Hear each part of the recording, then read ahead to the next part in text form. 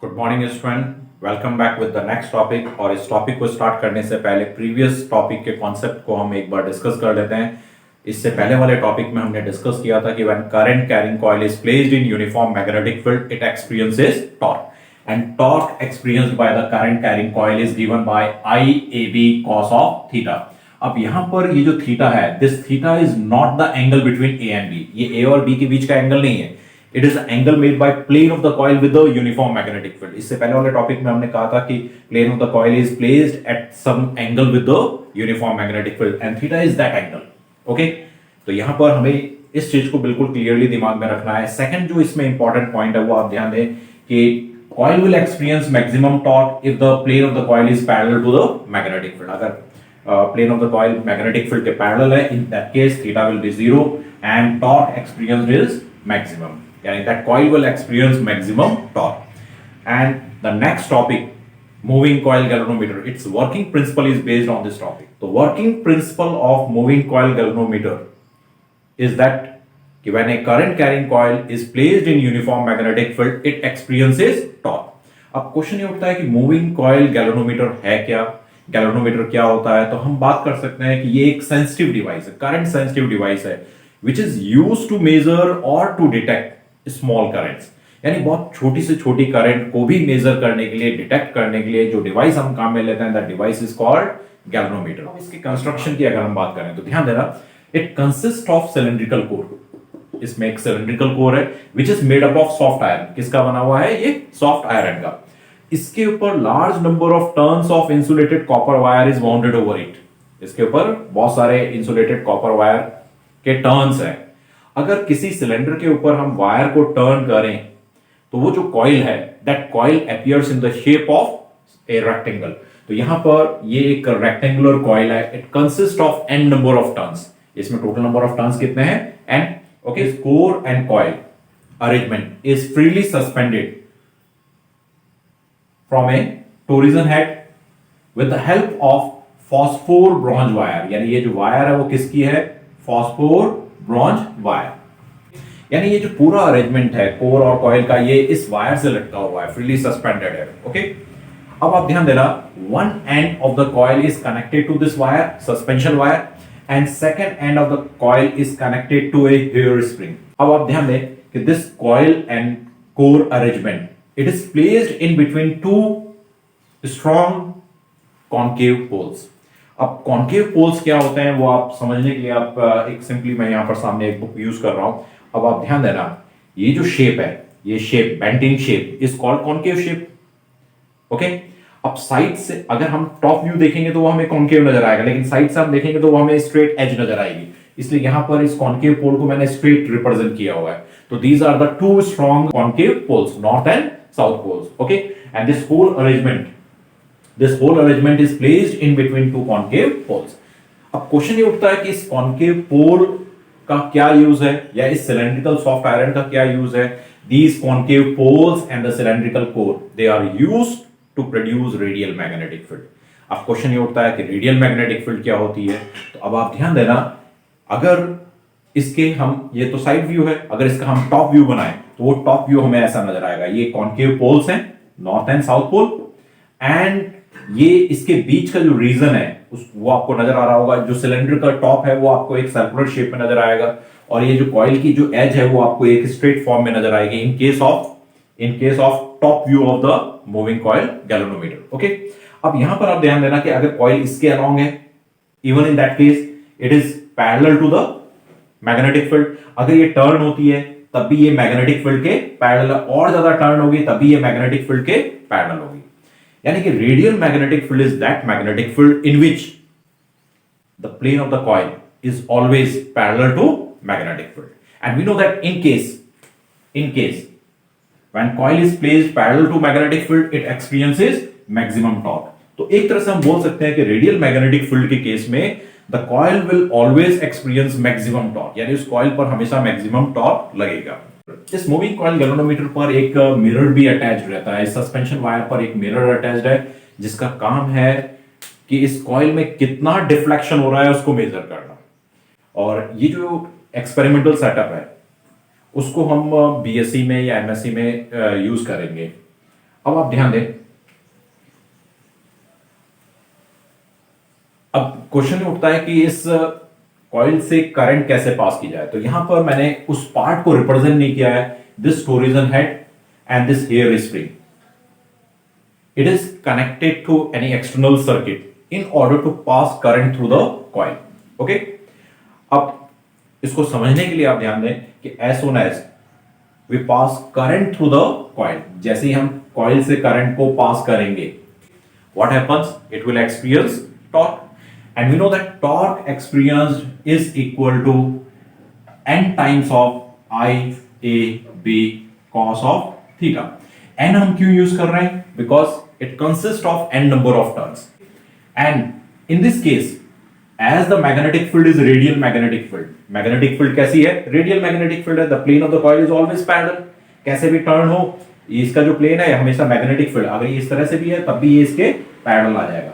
Okay, अगर ये इसको इस तरह से हम अलाइन करते हैं तब भी ये मैग्नेटिक फील्ड के पैरेलल होगा। In all the cases the plane of the coil is parallel to magnetic field, means theta is 0 and cos of 0 is equal to 1. It means the coil will always experience maximum torque and that will be equal to NIAB. Okay, हम इस torque को नाम दे रहे हैं rotating torque. The reason is that this torque produce a rotating torque in the system. मतलब इस torque के कारण जैसे ही हम करंट पास करेंगे इस coil, the coil will experience a torque and as coil will experience torque it will turn the coil. Okay, ये coil को क्या करेगा? टर्न करेगा, और टर्न कर रहा है, रोटेट कर रहा है, इसलिए इसको हमने क्या नाम दे दिया? Rotating torque. Is it clear? अब आप ध्यान दें, this coil and core arrangement is freely suspended from A phosphor bronze wire. समझाने के लिए बता रहा हूं, मान लेते हैं ये एक फॉस्फोर ब्रॉन्ज वायर है, नीचे ये कॉइल और कोर का अरेंजमेंट है। ओके, जब कॉइल से करंट पास करेंगे तो कॉइल टर्न होगी, रोटेट होगी। एज कॉइल रोटेट आपको नजर आ रहा होगा कि इस वायर में एक ट्विस्ट प्रोड्यूस होगा। ओके, और वायर में अगर ट्विस्ट प्रोड्यूस होगा तो उस वायर के अंदर एक रीस्टोरिंग टॉर्क डेवलप होगा। जैसे हम बात करते हैं ना कि जब हम स्प्रिंग पर डिफॉर्मिंग फोर्स लगाते हैं तो उसमें एक रीस्टोरिंग फोर्स डेवलप होता है। तो उसी तरह से जब किसी वायर में ट्विस्ट प्रोड्यूस हो रहा है तो उस वायर के अंदर एक टॉर्क प्रोड्यूस होगा which try to restore the wire in the initial position, and that torque is called restoring torque. अब आप ध्यान दें, if K is the restoring torque per unit twist, K क्या है? It is restoring torque per unit twist, means जब wire में unit twist produce हो रहा है तो उसमें कितना रीस्टोरिंग टॉर्क डेवलप हो रहा है? कि अब अगर इस वायर के अंदर थीटा ट्विस्ट डेवलप हुआ, in such case the restoring torque so developed in the wire will became equal to K times of theta. मतलब थीटा ट्विस्ट के लिए उसमें रीस्टोरिंग टॉर्क कितना होगा? K times of theta. अब आप ध्यान देना, अगर रोटेटिंग टॉर्क ज्यादा है तो इसको कॉइल को और रोटेट करेगा और वायर में ट्विस्ट प्रोड्यूस होगा और ट्विस्ट बढ़ेगा। जैसे जैसे ट्विस्ट बढ़ेगा रीस्टोरिंग टॉर्क भी बढ़ेगा। एंड इन इक्विलिब्रियम पोजीशन का मतलब when rotating torque became equal to the restoring torque the coil will remain in the same position. Okay, in equilibrium position हम बोल सकते हैं कि rotating torque will became equal to the restoring torque. Okay, means we can equate NIAB, it is equal to K times of theta, means current is equal to K upon NAB. Okay, this relation clearly indicates that current is directly proportional to the deflection. अब आप ध्यान देना, इस relation में ये जो part है ये कांस्टेंट है। K is the restoring torque developed in the wire per unit twist, and its value depends upon the nature of the wire which is a constant। यानी कि हमने फॉस्फोर ब्रॉन्ज वायर ली है तो उसके लिए K की value constant होगी। N is the number of turns of the coil which is also fixed or constant। A is the area of the coil जो कि वो भी कांस्टेंट है, and B is the applied magnetic field। all these terms, all these physical quantities are constant, hence we can say that current through the coil is directly proportional to deflection. अब ये जो deflection है, इस deflection को major करने के लिए क्या यूज किया जा रहा है? मिरर. अब होता क्या है कि लाइट का जो रिफ्लेक्शन है वो स्केल पर उसका स्पॉट पड़ता है. जब वायर में ट्विस्ट प्रोड्यूस होगा, जब ये वायर में ट्विस्ट प्रोड्यूस होगा तो वो जो स्पॉट है उस स्केल पर शिफ्ट होगा and on the basis of that deflection we can measure the twist produced in the wire. Relation को जस्ट अभी हमने ऑब्टेन किया था. अब आप आगे ध्यान दीजिए कि यहां पर कोई भी जो गैल्वेनोमीटर है उसकी सेंसिटिविटी किन फैक्टर्स पर डिपेंड करेगी. सेंसिटिव गैल्वेनोमीटर का क्या मतलब है? That galvanometer can be called sensitive which can produce large deflection even for the small current. उसको मेजर करने के लिए आप ध्यान दें, एक टर्म है करंट सेंसिटिविटी. अलग अलग बुक्स में इसका रिप्रेजेंटेशन अलग है. मैं करंट सेंसिटिविटी को IS से रिप्रेजेंट कर रहा हूं. ओके, करंट सेंसिटिविटी का मतलब है कि कितना ये डिफ्लेक्शन प्रोड्यूस करेगा फॉर यूनिट करंट. तो it can be defined as deflection produced per unit current pass through the wire. अगर इस रिलेशन के हिसाब से हम थीटा बाई आई की वैल्यू देखें तो this value will became equal to n times of AB upon K. This is the expression for current sensitivity of a moving coil galvanometer. अब आप ध्यान दें कि किसी भी गैल्वेनोमीटर की सेंसिटिविटी को बढ़ाने के लिए हम क्या कर सकते हैं. ये रिलेशन क्लियरली इंडिकेट कर रहा है कि इस करंट सेंसिटिविटी को बढ़ाने के लिए हमें n बढ़ाना पड़ेगा. By increasing the number of turns, we can increase current sensitivity, but we can increase the current number of turns only up to certain limit. क्योंकि उससे apparatus heavy हो जाएगा. अगर ज्यादा number of turns हम लेंगे तो apparatus heavy हो जाएगा. This current sensitivity can be increased by increasing the area of coil. अब area of coil को बढ़ाकर भी हम current sensitivity बढ़ा सकते हैं, but it makes the apparatus bulky. वो coil का area जैसे जैसे बढ़ाएंगे apparatus बड़ा हो जाएगा. And at the same time the coil may move out of the radial magnetic field. वो radial magnetic field region से बाहर भी हो सकता है. Okay, current sensitivity can be increased by increasing applied magnetic field. So by using strong horseshoe magnets we can increase the current sensitivity, and this current sensitivity can be increased by decreasing the value of K. K is the restoring torque developed in the suspension wire. Okay, अब आप ध्यान देना कि why we are using phosphor bronze wire. हम phosphor bronze suspension wire ही क्यों काम में ले रहे हैं? Because for this wire हम आयरन वायर, स्टील वायर क्यों काम में नहीं ले रहे हैं? उसके पीछे क्या रीजन है? इस वायर के लिए K की वैल्यू बहुत कम है. अब आप ध्यान दें कि वोल्टेज सेंसिटिविटी क्या होता है. तो voltage sensitivity is deflection produced per unit applied voltage. अगर करंट सेंसिटिविटी की यूनिट की बात करें तो its unit is radian per ampere, या हम बोल सकते हैं division per ampere.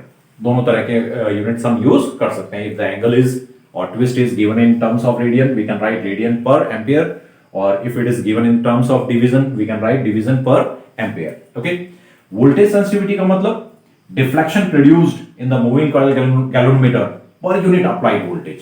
And we know that applied voltage across the two ends of the wire, it will be equal to the product of the current and resistance of the wire. इस wire का जो resistance है. Okay, and theta by I is the current sensitivity. It means voltage sensitivity is equal to IS by R. कई बार इस relation को देखकर हमें लगता है कि क्या मूविंग कॉइल गैल्वेनोमीटर के केस में ओम्स लॉ वैलिड नहीं है, क्योंकि ओम्स लॉ का स्टेटमेंट तो कहता है V is equal to I R, और यहां हम लिख रहे हैं V is equal to I by R. तो आपको ये समझना पड़ेगा कि ये जो V है it is not voltage, it is the voltage sensitivity. I is not current, it is the current sensitivity. Voltage sensitivity की यूनिट क्या होगी? We know that voltage sensitivity is theta by V. तो हम इसको लिख सकते हैं रेडियन पर वोल्ट या फिर डिवीजन पर वोल्ट. Okay.